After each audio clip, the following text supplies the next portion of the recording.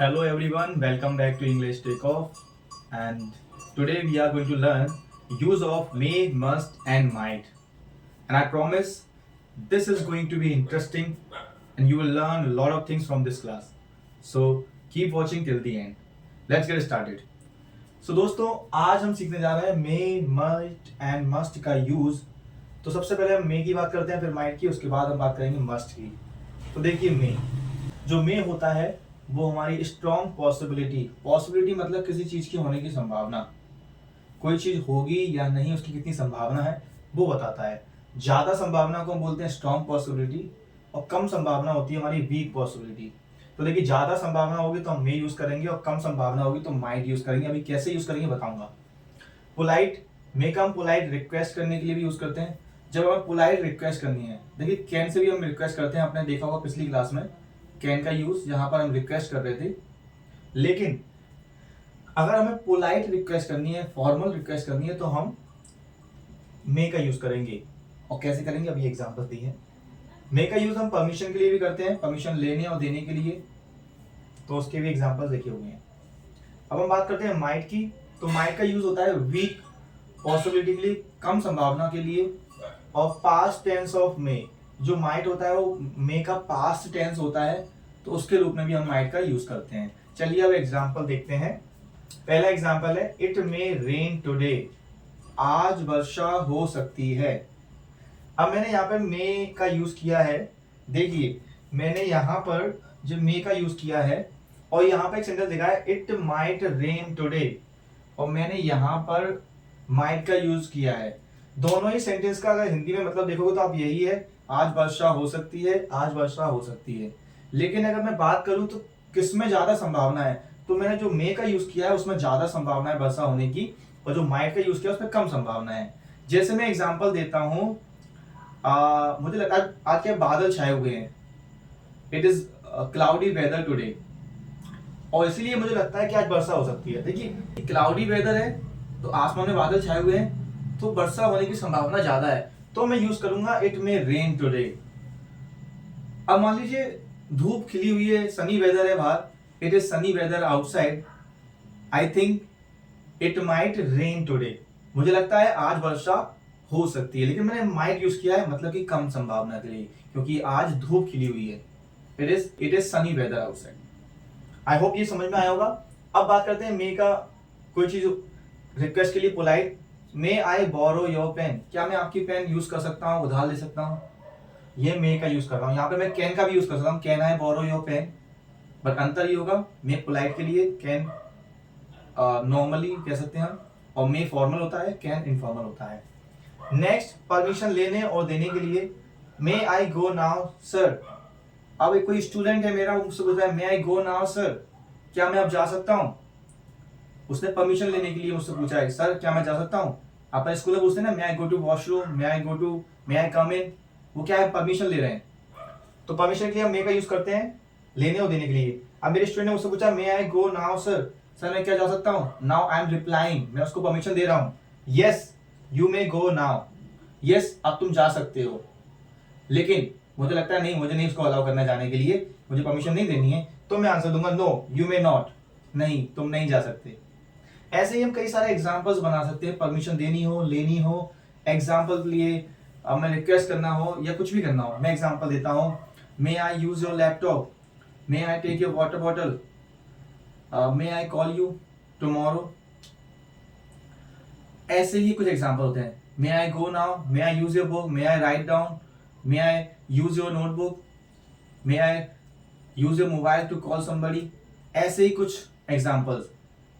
संभावना के लिए भी he may be late today, he may not come today.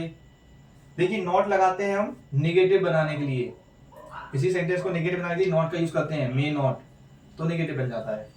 Question बनाने के लिए मे को शुरुआत में यूज करते हैं, उसके स्ट्रक्चर बता दूंगा. अब माइट के example, it might rain today, कम संभावना के लिए, ही माइट कम टुडे, उसके आने की संभावना कम, वह शायद आ सकता है.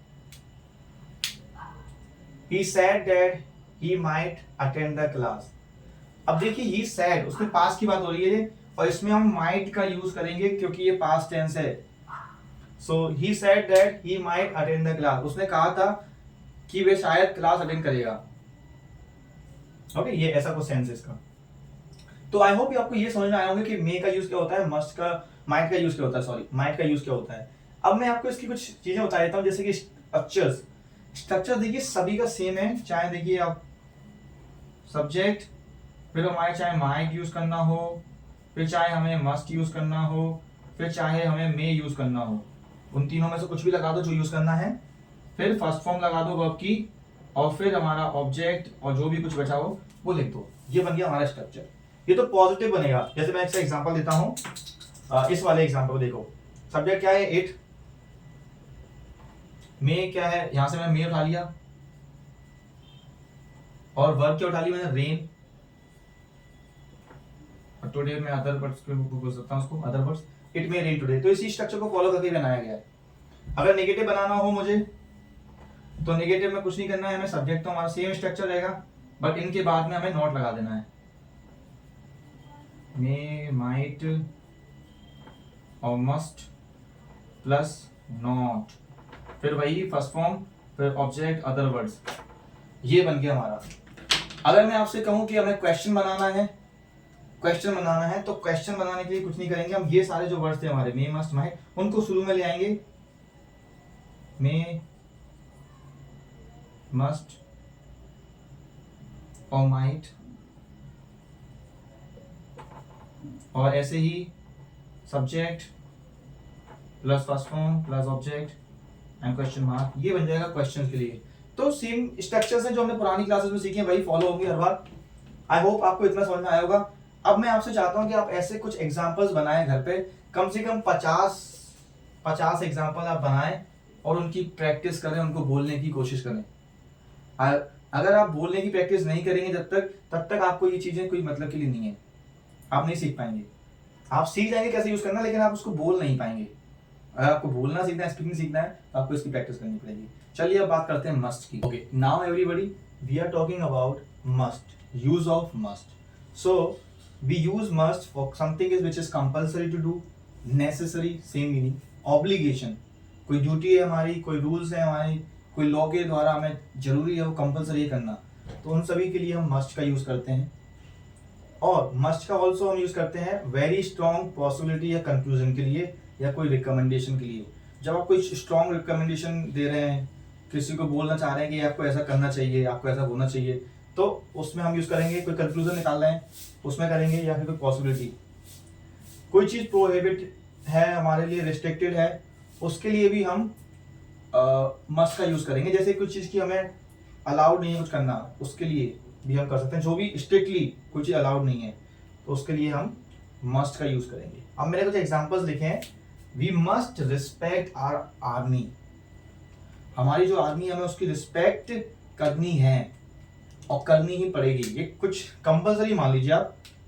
Okay, girls must wear formal in the meeting, ये कुछ रूल टाइप का बनाया है आपकी ऑफिस की तरफ से, girls must wear formal.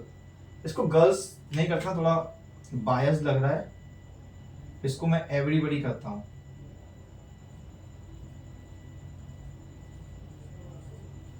Everybody must wear formal in the meeting, सभी को फॉर्मल ड्रेस पहननी है मीटिंग में। Are you getting? सभी को फॉर्मल ड्रेस पहननी है मीटिंग में। You must complete your task before the deadline, तुम्हें अपना काम डेडलाइन से पहले कंप्लीट करना है। You must complete your work before the deadline. ऐसे ही हम कुछ और एग्जांपल्स बोल सकते हैं, जैसे कि you must wear seat belt. देखिए सीट बेल्ट क्यों लगाना है, लॉ के अकॉर्डिंग हमें लगाना है, ट्रैफिक रूल्स होते हैं, सीट बेल्ट लगाना है। You must wear seat belt, हमें सीट बेल्ट लगानी ही पड़ेगी या फिर लगानी ही है या लगानी चाहिए। You must watch Phule movie, it's fantastic. देखिए यहाँ पर रिकमेंडेशन हो रही है कि तुम्हें ये फुले मूवी, जो अभी नई मूवी आई है ज्योतिबा फुले के ऊपर, that is really interesting and really good movie, I have watched, I recommend you, you must watch Phule movie, it's fantastic, literally it is fantastic. एक और, तो यहाँ पर रिकमेंडेशन हो गया। And next, you must not smoke here, तुम्हें यहाँ पर स्मोक मतलब धूम्रपान, कुछ भी हो सकता है, बीड़ी, सिगरेट, तुम्हें यहाँ पर नहीं करना चाहिए, ये प्रोहिबिटेड है, रेस्ट्रिक्टेड है। मान लीजिए कोई स्कूल है बगल में, तो आप वहां पे स्मोक कर रहे हैं, you must not smoke here, you must not smoke here. ऐसे ही कंक्लूजन और स्ट्रॉन्ग पॉसिबिलिटी के लिए मैं यूज करके बताता हूं आपको। देखिए, जैसे मैं एग्जांपल दूं, his bag is outside, he must be inside the class. तो देखिए यहाँ पे कंक्लूजन क्या बनाया मैंने को पता पड़ा कि उसका बैग मुझे दिख रहा है बाहर, तो मुझे लगा हो सकता है वो अंदर हो क्लास में, तो मैंने बोला his bag is outside, he must be inside the class. Okay, he has not eaten anything since morning, he must be hungry. उसने सुबह से कुछ नहीं खाया है, तो मुझे लगता है, स्ट्रांगली लगता है कि वो 100% नहीं, मतलब बहुत ही स्ट्रांगली लगता है मुझे कि वो हंग्री होगा। आई होप आपको ये समझ में आया हो। अब मैं चाहता हूं कि इन सभी सेंटेंस जो भी हमने सीखा, मे, मस्ट, माइट, इन सभी की आप प्रैक्टिस करें और देखते रहिए हमारी videos. Thank you very much for watching this video.